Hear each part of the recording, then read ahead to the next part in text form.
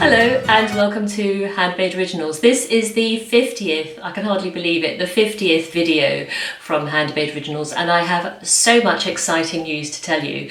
I'm not actually going to make this as one video, I'm going to split it into 5, and in the first one I think we just need, as it's a special occasion, a bit of sprucing up.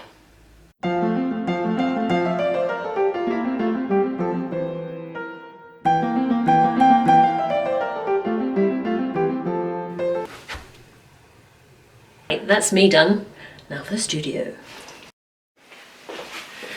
Do you ever get to a situation where there's a really big project that you have to do and you just keep putting it off and putting it off? Well, this is one such project. This is a very large piece of cork board which I want to paint and then put up on the wall there, so it's like a backdrop to the future videos I make for Handmade Originals, but it's also a place where I can put ideas and pin them up.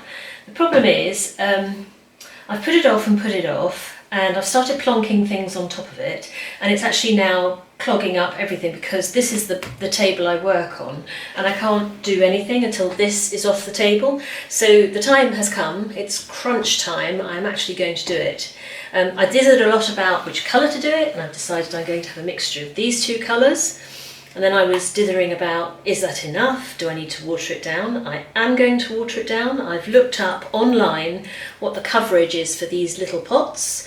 I've worked out what the square meterage is of this board, and I've now calculated that if I use these two plus the same amount again of water, I should have a very thin colour to roll over the whole board. Right, here I go. No more messing about.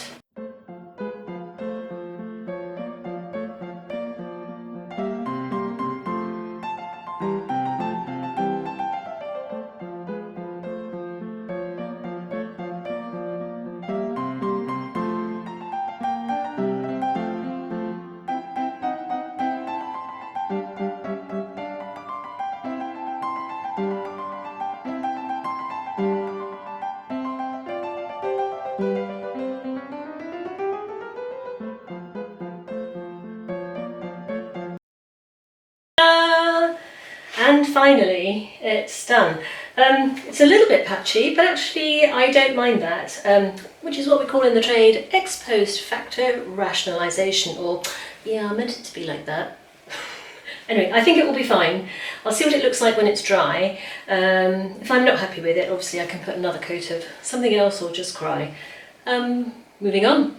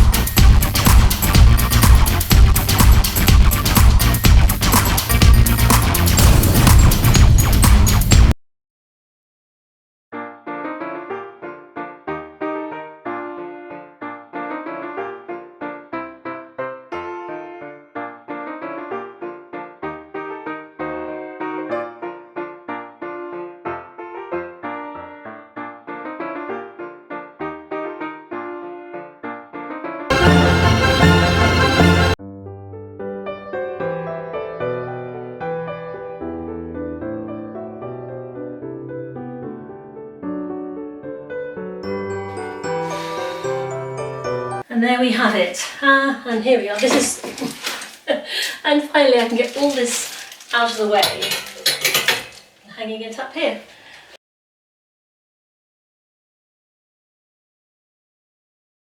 So here we are, I hope looking a little bit more professional, certainly a bit tidier, which thank goodness makes life a bit easier so I don't keep knocking things over when I go around to sort the camera out. As we've done a bit of sprucing up for the board, which is actually a cork board behind me, and I've tidied all my things up over there. I thought I'd carry on with that, and we've got a special occasion coming up in the UK, which is of course the King's coronation. In our road we are having a coronation party, and I have been asked to create a hamper. I was given a cardboard box to start with, and this, get out of the way. And this is what we've ended up with. It was just a plain cardboard box. I didn't film how I did it because it's not really a make, it's just decorating. So I covered this with brown paper here, cut the side flaps off. This is gold crepe paper, like this, which I wanted to gather, as you can see, across the top and the bottom to make it look a bit like fabric. So all I did was literally sew quite a big running stitch along the top here. You do have to be careful if you're thinking of doing this because this tears really easily, so you have to keep it flat to the paper. Then I got some sellotape and I put tape over where I pulled it up to, folded it under like that, if that makes sense, and then used double-sided tape to stick it down. In order to cover the double-sided tape where it just started to show a little bit, I ran a line of hot glue along here and then used this gold bead which I happen to have from my costume making days. The crown is just a coloured photocopy of the King Edward crown, which will be used for the coronation itself. And again, I've used some of these gold beads just to give it more of a 3D effect. I've also put cotton wool here for the ermine, or whatever that fur is.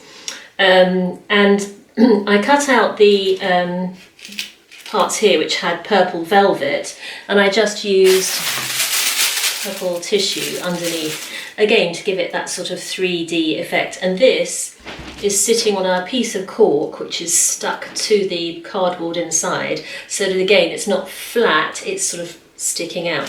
And then because King Charles is a warrior on behalf of the environment and he's very interested in all things nature, I thought I would incorporate some leaves which reflect the leaves in his invitation. I have to confess, this is a fake, but I ordered one because I just thought it would be really funny. Anyway, so a non-authentic souvenir of the coronation. So this is now going to be filled with sort of all sorts of exciting things like bottles and chocolates and whatnot. And then the contents will either be auctioned off or raffled, along with the beautiful hamper, which I'm really pleased with actually. It's come out surprisingly well. So this is part one of the 50th. I just have to keep saying that to myself because I can't quite believe it. The 50th video from Handmade Originals.